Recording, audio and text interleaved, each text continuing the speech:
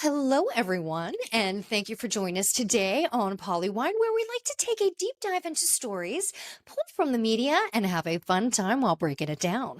I'm Jillian, and let's get into it. Just wanted to start off by touching a few stories that happened last week. Last week was a very filled week of major stories that were constantly breaking, and it really impacted the entertainment industry as a whole. And that's from television to music.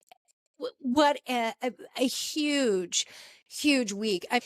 When we talked about some of the passings of some of the legends, I mean, just titans of their industry last week, some said it was like a ripple effect that was felt around the world, but it was more like a sonic boom that really hit us. We started off last week with the very untimely passing of Malcolm Jamal Warner at 54 years old. Last week, when we were talking about it, it was still a very new story, and we only had a little bit of details at that time. At that time, we knew last week that the details that had come out of that whole situation with his drowning was that he was carried off by a strong current to deeper water, and that was it. Now we know some more details have come out, and it's just so sad. It was him and his 8-year-old daughter were swept out to deeper water by this current. It sounded like it was quite a scene. The daughter, was able to be rescued, but despite best efforts, he ended up drowning, and it's just terrible, awful. I am so sorry. What a traumatic scene for the whole family. But that poor little girl, she was in that moment with her dad, and just terrible. So we had that started off the week. Just a shock, just an absolute shock. And just what everyone has said about that man is just that he was wonderful, he was kind, he was a great father, he just gave so much. So just such a huge loss to the entertainment and to the world. Then we had the massive blow that Ozzy Osbourne passed away. Ozzy Osbourne, the Prince of Darkness himself, and it was a shock. That man had some medical issues in the last several years. He was quite open about his Parkinson's trouble. Let's just talk about that man flipped off an ATV in that major accident years ago where he was like in a coma for a while. Was he in a coma? Like, he was in the hospital for a while. Like, it was major. He survived that. And this man, and pardon my pun, in his career and life, this guy had more lives than a cat. And I mean that with absolute respect, because I know Ozzy Osbourne and Sharon were just huge animal lovers and protectors. And, every time that you would see him on TV, he always had like a little tiny dog on his lap and was petting him. So he was just a huge animal lover. So I mean that truly with respect. He was kicked out of his band. He then started his reality TV. He had a comeback career, a solo career. And, he could come off a little crazy, sure. The whole family seemed a little eccentric, but that's what was so alluring and lovable about them. Yeah, they were eccentric, but you can tell that family, the Osborne family, really, really loved each other. And although I only caught a few episodes back in the day when they had the reality show, it was huge. It was revolutionary. It was really the first kind of reality TV that we had. Let's not forget about the real world back in the day, way back in the 90s with MTV. But the Osbournes really were like the major kickoff to reality TV. And it's still to this day, out of all reality TVs, yes, it's supposed to be real, but it does seem like there's some scripted elements behind a lot of these shows, some more than others. But that one did seem really real. Like, the cameras were just like, and go. Like, this family's just kind of so chaotic and a little wild, but fun and loving. It just worked. You didn't have to give any direction. There was no direction. And for that family, it worked. It made them lovable. It made them relatable. It made them, you want to come back and get more. And even with all of that, I always found something so charming and adorable about Ozzy Osbourne and his later life, when he was on TV. He was always direct, and sometimes he was a little, kind of pissy with his attitude. He's an old man. He's set in his ways. He's allowed to get that way when he wants. He's the Prince of Darkness. That man has reached the highest peaks of the mountains in the music industry. So do what you want. And he did, with his little dog in his lap. And I just thought there was something so cute and adorable about him. I understood him when he spoke.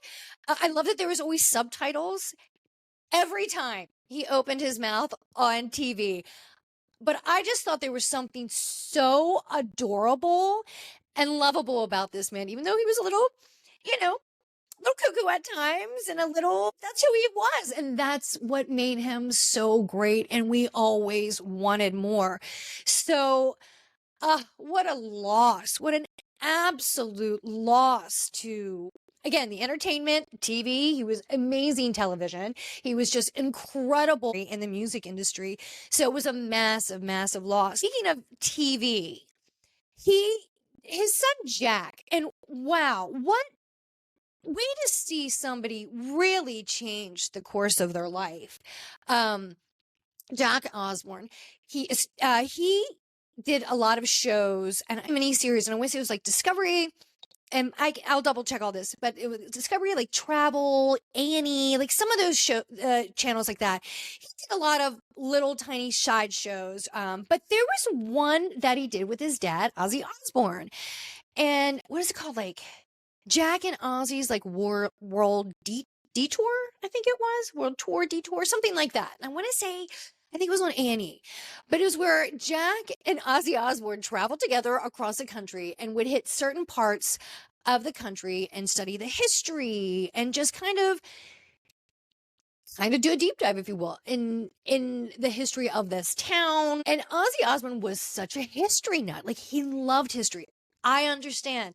I'm a history nut. I love it. And I just thought there was something so endearing about that show, because I can't imagine how much stuff ended up on the editing room floor. I really can't. But there was something so adorable about that show. You could tell they loved each other, yet, but they were family. Like, there's only so much time that you can be with family in a confined RV. So you could tell that they got a little annoyed with each other at times. Sure. Totally natural. And then, of course, it was Ozzy Osbourne, and he, would kind of go off on these tangents about history. And there was this one episode, it'll always stick with me. I think it was Memphis, and Ozzy Osbourne was talking to some of the old school, like, country musicians and stuff like that. And that's his wheelhouse. And he was just like a little boy, just wanting to absorb it. And he was just so in awe and just proud and just taking it all in. It was just such a great episode. I loved it. So if you ever have a chance, and if you're an Ozzy fan and you also like history, and you like Jack too. And I think it was like Jack and Ozzy World, I think it was called Detour, or Ozzy and Jack. So cute. So if you have a chance, go watch it. And I hope that his downloads, Ozzy Osbourne's, for Crazy Train, I hope those numbers for the downloads are off the charts, if you will, since his passing, because it's a great song. And that man was constantly breaking barriers in his life, and I'm sure even after his life. What a life. And then after we hear about that's a moment to hear about Ozzy Osbourne, and then boom, right after that we hear the news of the shocker about Hulk Hogan. Oh my God, the Hulk Hogan at 71 passed away. Talk about somebody else who lived quite a legendary life while they were here with us. I have heard stories from everybody, like Sylvester Stallone and people from the wrestling world. And I got to be honest with you, I know nothing about the wrestling world, nothing. But when I grew up, Hulkmania was everywhere. Didn't he had dolls too? I remember kids having like dolls. back in the day of the Hulk. But he was everywhere, and you know how I'm going to get your brother, and it was just, he was so iconic. And when you hit that phrase, brother, I mean that man again in his career, like a cat, more than 9 lives, he just kept coming back, and he was giving everything. And he again, him too. Reality TV, his show was huge back in the day. Was it Hogan Knows Best?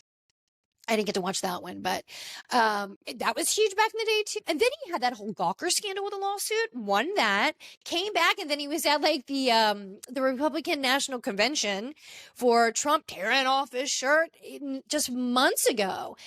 So he gave everything just like Ozzy till the end. I mean, Ozzy was on just on tour just several weeks ago as well. So they were working till the end. They really were. And when you hear stories about the life of Hulk Hogan, first of all, I had no idea that man was 6'7". He's 6'7". He was a giant. I had heard through the entertainment world and in interviews and stuff like that, that he was great. Like he was always very respectful. He was, answered the questions during interviews. He was always kind. This is Hawk. This interview, and I have to go back and watch this interview because I'm sure it's fascinating, but they just had a clip and they were talking about how many surgeries Hulk Hogan had and how many like broken bones and like his face, how many broken bones he had in his face. It was really unfathomable that he could still do what he was doing at his age and have so much physical injury. And I can't imagine. I would think that he'd have to have constant pain to have all those broken bones and all those surgeries. That alone was mind blowing. But wow, what a career, what a legend.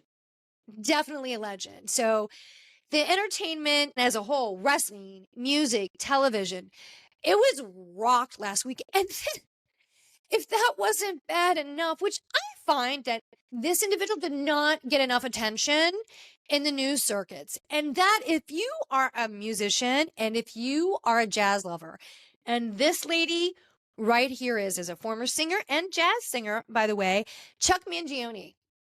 The smooth, sultry sounds that poured from his brass. Unbelievable musician.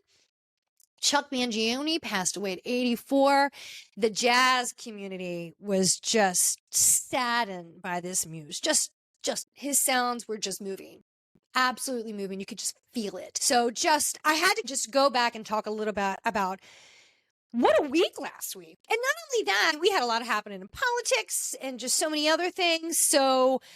But last week the news circuit was just everywhere with the passing of Malcolm Jamal Warner, Ozzy Osbourne, Hulk Hogan, and Chuck Mangione. I'm not going to forget you. Just what a loss. So we were lucky to have all of you while you were here on Earth, but we are so sad to see you go. But to the families, our condolences and friends, but to the entertainment world, we're still trying to pull it together. That's for sure. Yeah. Last week was a tough one. So I'm sure this conversation is going to go on for a while because it was just such a shock. But wow, what a ripple effect last week. And speaking of ripple effect, let's work our way into some other news. Yesterday, off the eastern coast of Russia, there was an 8.8 magnitude earthquake that rocked that area and immediately triggered tsunami warnings that spread all through the area, ranging from Japan to Alaska, throughout the entire coast of California. This was reported to be the number sixth largest reported earthquake in modern times. So this is big. It's massive. I actually went back. I was trying to place the earthquake that hit Japan and had the Fukushima nuclear incident. That was 2011, and that was a 9.0 magnitude. I was trying to compare. I'm like, how big was that one years ago in Japan? 9.0. So this one then happened yesterday. Off Russia was 8.8. So the one in Japan, that was ranked the third largest earthquake in modern time, with highest magnitude. This one yesterday, number 6. So, and I was looking at the seismic numbers for 2025, and so far, according to the numbers that I can find online, it's about 8,500, a little bit more, a little plus, but that's around 8,500 is the numbers that I'm seeing. So active. I do not believe that this year is more active than previous years. I haven't seen that. But it's pretty active, and that was a big one. So we are keeping our eyes open. I think the first round of tsunami warnings, I think everything is okay, but I still believe at this time the warnings are still in effect. I'm on the East Coast, so that's the West Coast. So as of now, I think that the warnings are still in action. So we are thinking of you, the videos that where right there in Russia, right where the epicenter kind of was. I think it happened in the ocean, but it was right there on that peninsula. People in airports, you just see like large ceiling panels falling down. Like, oh my gosh, you see like a tsunami and large waves coming over. So it was quite destructive. So we are keeping our eyes open over there in the Ring of Fire. It's been active. We've had some activity in Alaska in the last several months. And not only are we having earthquakes, it has been unbelievably hot the last couple weeks here in the East Coast. We've had triple digits from the Midwest all the way to the East Coast. It has been tough. It has been sticky and it has been gross.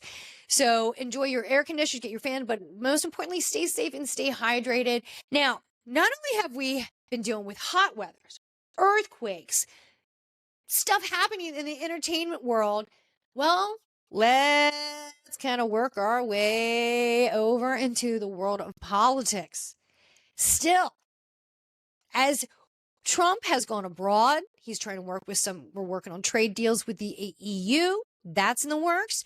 He was also touring his new golf course in Scotland. Work trip, a little business, hitting the links at his new golf course that I believe just opened up there. So he's working and a little fun time.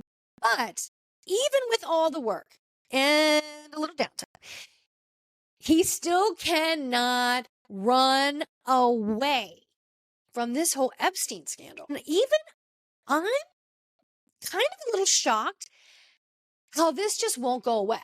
Because with all the other kind of, I guess you can call them scandals, kerfluffles that have happened in the news, whatever you want to call them. And there has been a lot with Trump and some of the stuff they talk about, the Access Hollywood and some of the court cases and you name it. There's a lot we can go back on. A lot of his base weren't even faced by some of these scandals, if you want to call them.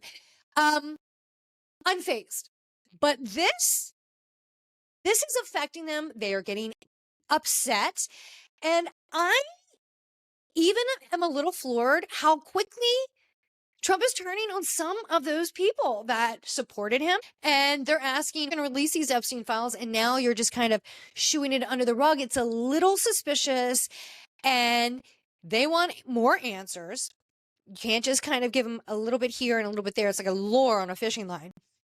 You can't do that. And as more outcry comes for the release of some information, the pushback's getting stronger. And seeing the churning of the water, like there's a tide coming in and it's unusual. And the fact that he's kind of like, I don't care what they think. This is not happening. Get over it. Get over it. It's a shock. And I said the last several weeks, is this going to be the scandal that the Trump administration just can't shake? And so far, it looks like it kind of is. Like this one has got legs and it's still kind of running the long distance. And we shall see how it plays out. But I kept saying last week on the podcast to all the Republican people, you hitched your wagon to Trump. That's fine. But if something more comes out, something more scandalous or allegedly, if anything would come out in relation to Trump being somewhere somehow involved in these files, and we do know he's in the files, they were associates. There's no implication of wrongdoing, just being associated with this individual. A lot of people were at that time. If there would be anything that could come out that could be negative or much worse, and that could come out, that could definitely jeopardize your career. And I kept saying, careful, Ghislaine Maxwell, who knows all the secrets, who knows where all the skeletons are buried. She's alive and well and sitting in prison. She's not happy she's in prison, but she's alive. And who knows what she has to say. And guess what? Well, now she's talked. She has talked to some authorities, and for 2 days she sat down with attorneys. She answered questions, and she's willing to speak. Now, she has quite the list of stipulations. I will speak, but you have to meet all my requests before I speak. Nobody's ever said this woman's stupid. Okay? So, you know, the administration, a lot of people in Congress are like, we're not going to give her immunity. We're not going to give this. I don't know yet. I don't know. They said limited immunity, I believe was the wording. I believe. She's talking, and and we want to know, what does she have to say? So careful. If anything negative that she may have that could implicate anybody that's sitting in office now, from the highest to the lowest, and high-powered people that are not in politics, I would be really, really nervous, because she's seeing an out right now. And even if it's just a little time shaved off her sentence, but it's not going away. It's getting better, and it's getting hot. They're feeling the heat. And even, like, you could see, like, international interviews where, like, Trump was abroad and he would be on his golf course in Scotland. How you join it? You know, like, the journalists, the international journalists would be, like, asking Trump from a distance, so how are you enjoying your trip to Scotland? How do you like your golf course? Nice. It's nice. It's nice. It's great. It's great. It's great. What about the Epstein files? Even like, they just you got to sweeten it before you come in for the kill. And I think that's what they were doing. And they were trying every way to slide those questions in. It just, you know, you just got to kind of throw it out there. And you can tell he's getting frustrated, Trump, you know, because it just won't go away. And I think it might be, personally, I think that even he might be shocked, the fact that this topic has strong roots and is not going anywhere, and it's not budging where. So I think he might even be a little shocked by it, because he's been able to kind of, you know, handle every other issue or scandal or situation that has come up in the past, and this one's just not. So we shall see. But, you know, I would be nervous. Anybody who could be on the list, no list, we just look. There's a lot. It just doesn't make sense. Yeah. So we shall see. And not only have we had that, we had the whole fallout with CBS. Right? Remember, they just settled a lawsuit several weeks ago, the Trump, and for the whole Kamala Harris interview. That was out there. They settled, what was it, 16, 17, something like that, some huge astronomical number like that. Then we got the information that CBS was canceling the Late Show with Stephen Colbert. Well, that was a shocker too. And not just replacing him, the show's gone. And CBS's position, like, look, we're losing money on the show. And fair, you're losing money. Okay, I understand that. But questions have come up. Could it be a little bit more politically linked? Are they bending the knee? Are they feeling a little bit of the fear from this whole lawsuit? Those are the questions.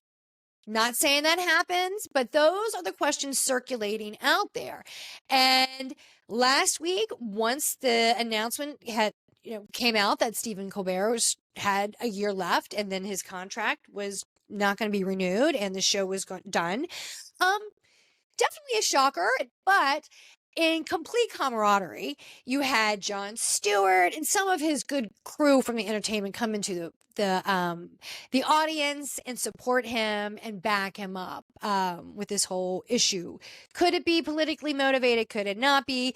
They obviously feel that there is a political link, but CBS put their position. This is a financial decision, nothing else. But it does, the timing is a little off. So that's why there's questions. The timing, it's too close. Speaking of CBS, did you see the new episode of South Park? It was all over the news last week because they were really taking, direct jabs at the Trump administration, which was kind funny. Look, South Park was doing what they do, nothing different. That's why the show has been on as long as it has. That show, talking about legs and longevity, that show, South Park and The Simpsons, there's a reason we love you. You push the boundaries, and sometimes even cringy moments, you're like, oh, that's a little far. It's a little too much. But that's why we like it. That's why we need humor. In difficult times, we need humor, and sometimes sarcasm and satire is really the best mix. So it was great. I loved it. I haven't watched South Park in a bit, but I did watch series. But it was pretty funny how they were going after CBS, which isn't Comedy Central owned by CBS? Go big or go home, right? Because their contract was just renewed for a large number. So I don't think South Park is going to feel too much of that hit. I don't know. I could be wrong. I don't know. The whole 60-minute skit where you had the two anchors like, we're not saying anything. I can't see it. We're so happy. We love it. Everything's great. Hilarious how they were talking about they yanked NPR. It was funny. South Park doing what they always do and keeping it real. If you want to keep things fresh, you have to talk about what's current. And again, sometimes in really difficult conversations, you need comedy. And South Park, Simpsons, Family Guy, you guys do it best. Sometimes you just need to let it go and just have fun. It was fantastic. I really enjoyed that episode. And speaking of something that just keeps going on, did you see that this past Friday, Happy Gilmore 2 was released on Netflix? And I did watch it. Absolutely did. I thought it was so funny. A lot of times when you have a sequel, especially a sequel where there's been many years that has separated the sequel, sometimes it just doesn't pick up right where it left off. It just doesn't work. And you don't have kind of the same humor. It doesn't pick up. Sometimes you don't get the cast back. Well, I can say, do not let that be a concern on Happy Gilmore 2. Picked up right where you left off. You had a lot of clips from the first movie, so it would tie it back in together, just in case if you couldn't remember. The cast, wow, I think everybody was back. Oh my God. Shooter McGavin, are you kidding me? Christopher McDonald. God, you're great. And you didn't miss a beat when they first seen and he's like in the insane asylum. It was great. It was so funny. And he just couldn't let it go. And it was funny. The whole fight scene in the cemetery, homage to Bob Barker. Thank you. You got to give Bob his praise. Just awesome. I mean, everybody was back. Great tie-in. It was a fun watch. It was really funny. You did it. Two, just as good as one in my opinion. It's hard to really top the first one because it was just so new. It was different. And it really has a cult-like following. It really does. So two, I think you matched it. It was just as funny. Yeah, there was a little bit more of a soft story. His wife had passed. Julie Bell, I'm so glad you're back. He has kids now, so there's that. It's different. But the boys, how they fight in the show, funny. It was a fun watch. And the professional golfers that were all in the movie, it made it so good. And it just kind of took it up a notch, especially with all the professional athletes in it, the golfers everywhere. And if I could jump around just a hair, if you like watching Happy Gilmore and you're in, or two, and one, of course, both are on Netflix. If you're still in that golf mood, 'tis this season for sure. Go over to Apple TV Plus.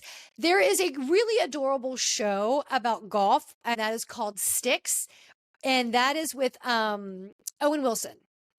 Adorable. He's a former professional golfer that kind of lost his way through personal tragedy and just wanting to step out the spotlight. And he discovers this young, golfing prodigy, and he takes him on, and he takes him onto the tour, the golf tour, to go pro. And it's a really cute story, and it's a sweet little season. I enjoyed it. There's funny moments. Mark Maron's in it, so of course he brings the funny too.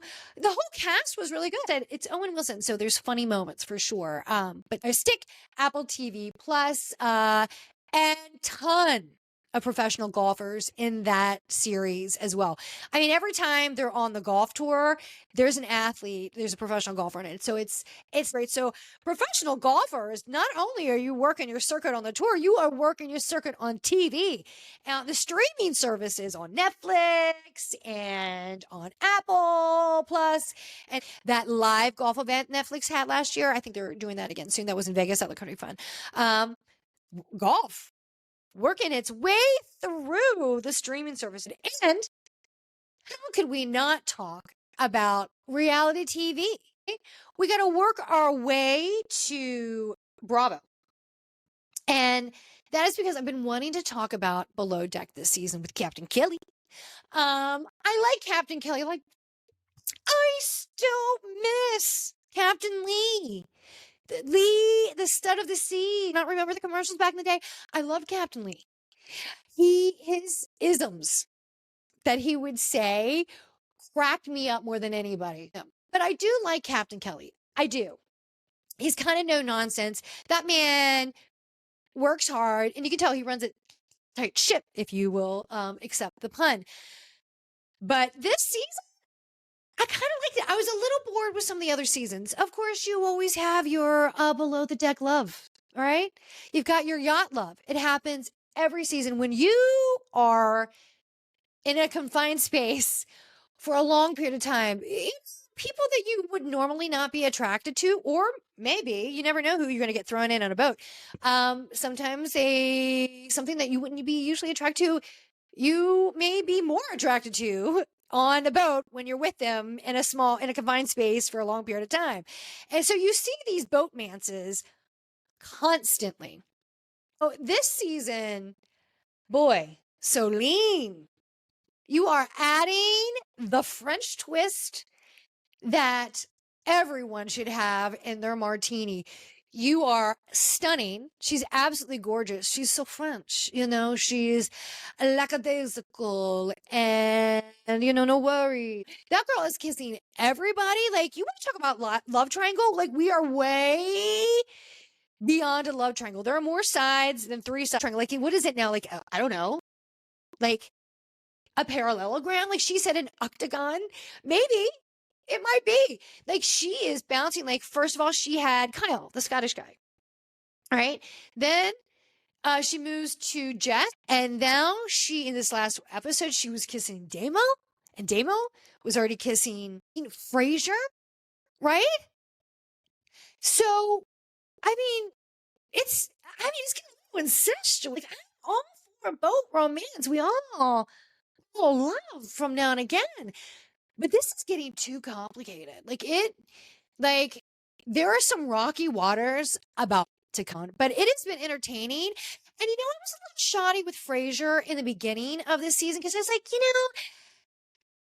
I didn't think he was the best Chief Stew last season. I thought he didn't handle a few situations the best. Okay. Live and learn and teachable moments for sure. This season, I think he's come back strong. That dock party, that was a tough pull off, and you did, and it looks like it went really well. So that is not an easy feat. You pulled that one off. So cheers to you for sure. But I definitely think that you seem a little bit more calm. Like you definitely, I think you need to organize things a little bit better. I think you kind of outsource a lot of the work that maybe you should be doing to the other girls, but I don't know what the details of your Chief Stew job are. But I think this is a much better season for Frasier. But then you had, like I said, you had him with Damo, so it's all over the place. Celine is messing with everybody's mind. So now you had, and then Jess, who was making out with Celine and has been, now she was making out with Barbara, who I gotta tell you, I got a big soft spot for Barbara. I think she is gorgeous. I think she's sweet. I think she's smart. She seems pretty rock solid. Um, and she got a little hurt by it. She's like, I really like this girl, Jess. And it's the first time I've been with somebody in a while. And I think I really like this girl. And I'm kind of vibing with her. And then boom, like 20 minutes later, she was making out with Celine again. And she's like, look, I'm out. She's smart. She's like, too hot to handle. And even Hugo was like, yeah, this is a mess. Like, even I'm a little was interested, but this is a no-go situation for me. I'm not putting myself in that situation. Smart, and I like Hugo. Hugo is, I think, coming in to save the day. He's a voice of reason on this boat. Thank God for Hugo. And it's, but Solene, she has been such a great addition. She is, I mean, did you see her flopping around in that pool with that white sea dress, but nothing underneath? And what a show for everybody. But she's like, I don't care. I'm open. I'm free. And that's why we love you. So, and then she's like, I don't care. I kiss you. I kiss that. I'm in trouble. I'm always in trouble. Don't care. Oh, well. I feel like Chef's about ready to have another breakdown. Anthony, I think he's about ready to have, like, there's some underlying stuff. And Rainbow, wow, this girl has some very unresolved issues and definitely some hidden anger issues. Like, this girl's having like panic attacks all the time because I don't think she can express herself with her emotions very well. She's hot, she's cold, she's all over the place, and this girl's about to blow. And I think that pot's about to boil. Like, we've been on a simmer for a while, and boom, it's about ready to go. But Frasier, careful. Everything. But even Kyle was like, look, I was in it. I've stepped out because now you're doing with Jess. Now there's Damo. I don't know what's happening. So then you have all of that. And then, so this has been a great dynamic through the whole season. This whole love, I don't know what it is. This love cycle. It's a cycle. It really is. But then this episode was probably one of the most insane charters I've ever seen, and belligerent drunk. We've seen a lot of people get smashed. What did Rainbow say? Schmammered. She schmammered, like shit-faced hammered. This lady, her name was Kelly. Poor Captain Kelly. There's so many Kellys. When they were doing the pre-charter meeting, right before the guests were going on, they would do their meeting, getting everything prepared, getting everything in order, game plan. When they were going through the upcoming charter guests, they had their printout, their preference sheet, and there was this one girl named Kelly on there. And the guy's like, I have a feeling this girl's going to be trouble. I can tell. This is what Frasier was saying. He was like, it's the pink lipstick. There's so many red flags there. And then it was Captain Kelly was like, or was it the choker she's wearing? And like Frasier's like, there's so many red flags. Well, and the hospitality industry, like, you know how to read these things. And that was foresight in that moment, because we fast forward to the new charter guests entering the boat, and we've had the primary before. She was on there a couple times with Captain Lee back in the day, and always quite the interesting chart. She's very into her food and has like almost like orgasmic moments over it. Like, they kept showing clips with her with what was that guy's name? He was a chef. Was it Adrian? Maybe I can't. Something like that. He was from St. Martin, the real young guy, and he was making this food. And that woman was going a little overboard with her reaction with the food, and you could just see his reaction. That was very open. Like, even he was like he was a little grossed out. He was just like, I'm gonna go back in the kitchen. I don't want to watch this. So like we've seen them before and her like flirting with Captain Lee and the bridge, like, ew, is that a joystick? I'm like, oh, stop it. So we've seen her before. Although a little forward, if you will, in some of the previous scenes with her, never seems to be a bad guest and seemed to be, if I can recall, always respectful and good to the crew. Well, that one girl, Kelly, that they were talking about, that could be a mess. She was a mess. She was a mess. She came on the boat. That girl was obviously pre-partying before she even stepped foot on that boat. And she was hammered, schmammered. And, here they were, everybody's getting the tour of the boat. And you can tell it's already chaos. They're trying to get out of trying to get out of port, trying to get out of the dock. Everybody's on the deck and you can't be because it's distracting for the deck crew and the captain trying to get onto this bridge. And they're just all over the place causing chaos. So let's get distracted with food. They feed them. Everybody's sitting at the table, enjoyed this, what looked to be just super yummy food. Good for you, chef. Way to have a good redemption story, chef. But I feel like he's going to blow soon. So they're all enjoying the food. And this girl, Kelly's like, I'm not eating. I want to drink. I hate food. She just gets up. She's like, I'm going to go do the water toys. And the crew right on was like, she's really hammered. Like, we need to keep an eye on this guest. Like, this is going to be a problem and definitely a safety concern. And they're watching her and she's trying to get in the boat. And they're like, look, I understand. Like, the captain's all over it. Captain Kelly, you and the crew all over this girl. Kudos to you. And she's like, I want to get on the banana boat. I'm going to get in the jet ski. They're like, look, you've had a lot to drink. This is kind of a safety concern now.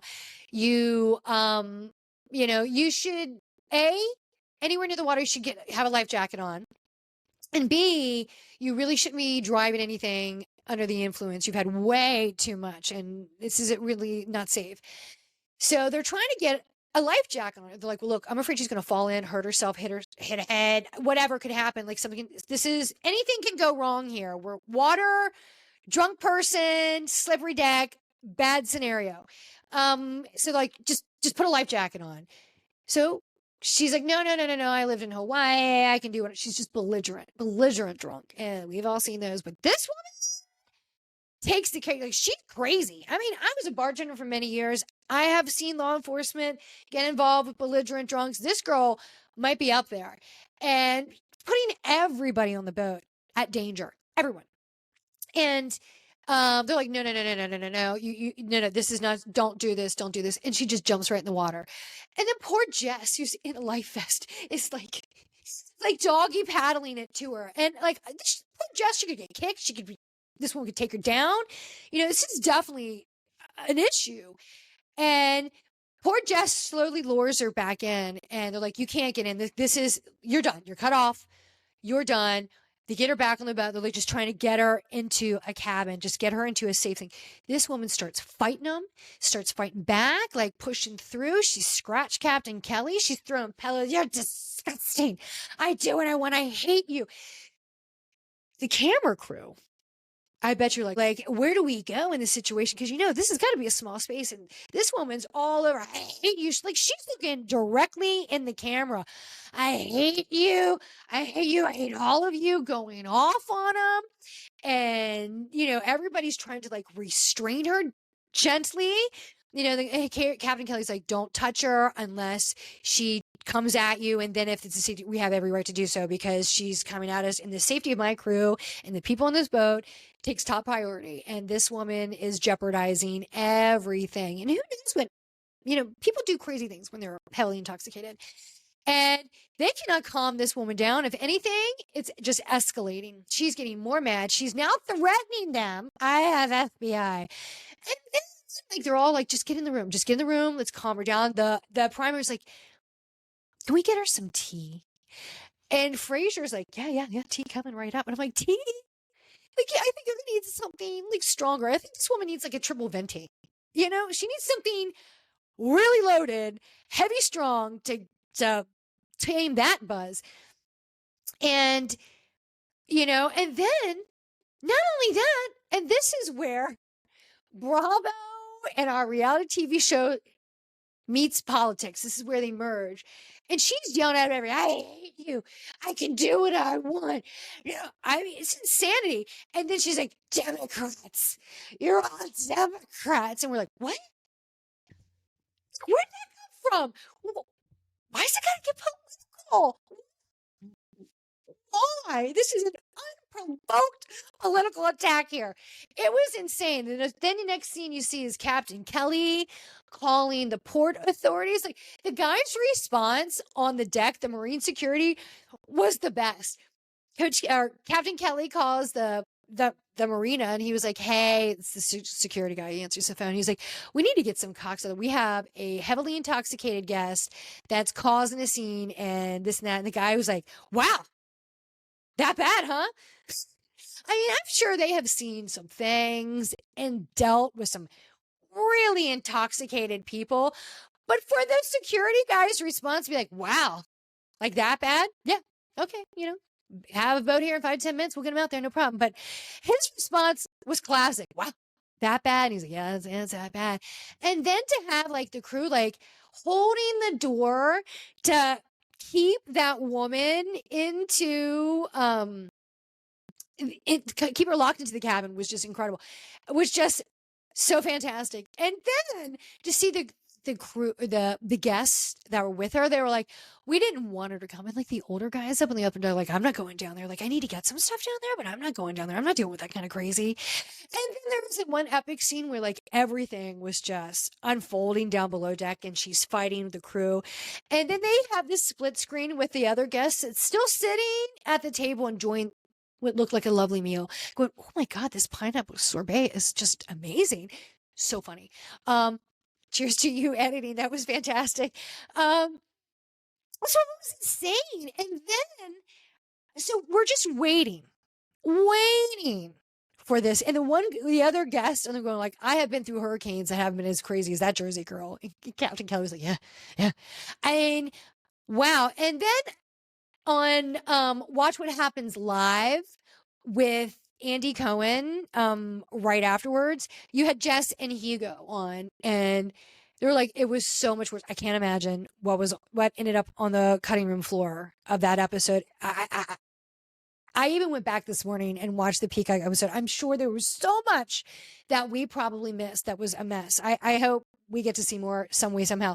But that was really good. It's good entertainment, but I felt so bad for you. And poor Jess was like trying to like barricade this one. I'm like, that poor girl, like you were trained for that. Like she's not a bouncer, but she was given that job. I can understand. Like she's the only girl that could do that. The rest of her guys on the deck crew. So I understand, but I was worried about her safety there but her seeing like her, like wading out through the water, trying to chase after that woman, Crazy Kelly, just insane. But Hugo, getting back to what I was saying, when he was on, Watch What Happens Live, he was like, in 10 years of yachting, she was by far the worst guest I have ever had to deal with. The worst. And that's saying something. If they have a reunion, I want to hear more about that guest. And wow, what a mess. Just shocker. What a cliffhanger. What a cliffhanger. And if we're talking about cliffhangers with a below deck, let's work over to the valley. I am going to give it to you, the valley, for episode 1 of the reunion. Well done. Good one. It was a good one. I have not had a reunion that I was waiting to see and worth watching the entire hour than this one. The last time I would say we had a reunion that was on par level with this one, I would say Vanderpump Rules. The last season of where the whole Scandal thing happened, with the whole falling out with Scandal and Ariana Madix, who again killing it on Love Island USA. Get it, girl. Awesome.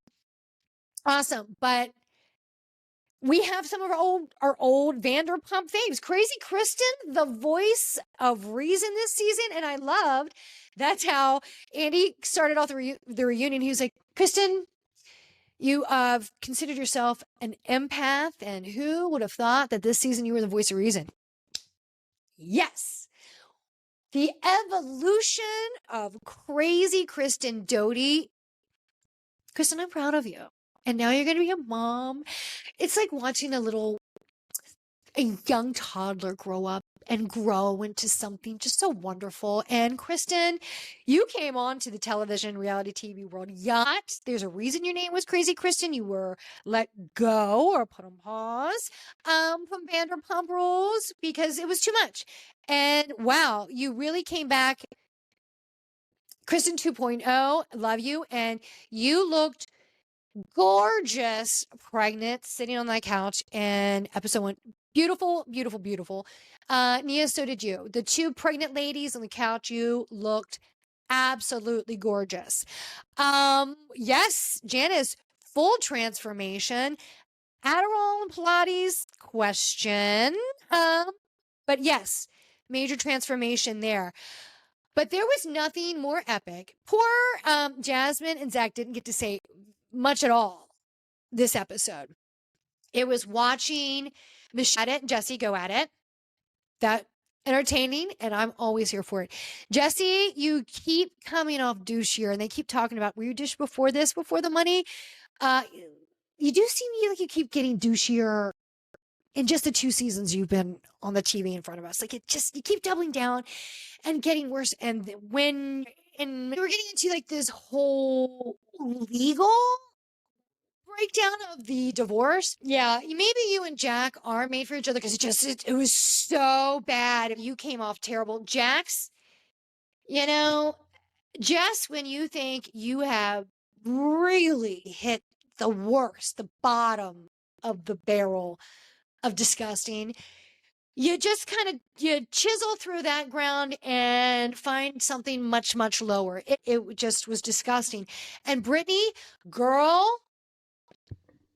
I am so proud that you have seen the light. What a piece of shit this man is, how horrible he is. Yes, he is the ultimate narcissist and self-absorbed piece of shit. That's my opinion. And it took a long time for you to see the light. And now that all gloves are off, you are in the fight of your life with this whole divorce and this whole house situation, which is just a nightmare. To see you in a state of like absolute disdain for this man, it is great. It is awesome. Last week when you came, you're like, I see it now. The veil has been lifted. Like, I just see his greasy nose, his greasy pores, greasy skin, how nasty he is. And when she was like, I would not, in this reunion, she's like, I wouldn't touch that dirty dick with 10-foot pole.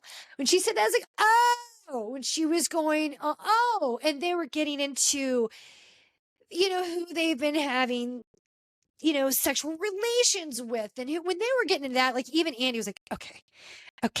Like, even Andy, like, who seems ready for this reunion, because a lot of times he's like, oh, God.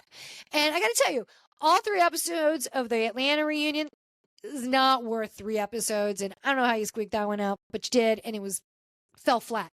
But, whoa, like, he was just like, God, we haven't even hit like the first minute. And it's already game on. And it was so good. She did not care. She's disgusted by you. She is pissed at you. And when they were talking about the whole divorce thing that they're going through, oh, Brittany girl, I feel for you. And I love the unity amongst the girls on this cast. They're showing text messages to each other. You need a witness. You need some other eyes. So when Jax and Jess are like, I did not say that. They're like, yeah, we did. We saw the text. All of them, Jasmine, Zach, Janet, Michelle, they're like, yep, I saw the text. Brittany's going, I saw the text, Jesse. Like, they're sharing it with each other. They're going through it together. That's what friends do. They support each other when in their crisis. And, Jackson, he was like, that's why I moved out. I didn't want, there to be any disruption with you and Cruz, Brittany. Brittany's like, that's why we had to jump around from Airbnb to Airbnb while you wouldn't leave the house because of your ego. I was like, girl, hit all the bullet points. Yes, Brittany. Thank you, girl. Thank you. We have missed you. We have needed this side of you. And this is great television. It was great. Part one of the reunion in the Valley. Well done. Well done. And congratulations to Nia and Kristen. They've had their babies. Super, super cute. And this whole story with Danny, there's a lot. I think there's going to be a lot coming out about Danny. And I still don't, why is Janet and Justin there? Didn't add a lot, not to the season. Will they be back? I don't know, but it was good. It was good. 2 thumbs up. Well, that's it for us today. Thank you so much for joining us on Pollywine. Please follow Pollywine on Instagram at PollyWineTime. And please listen to Pollywine wherever you get your podcast. Thank you so much and have a great day. We'll see you soon. Bye.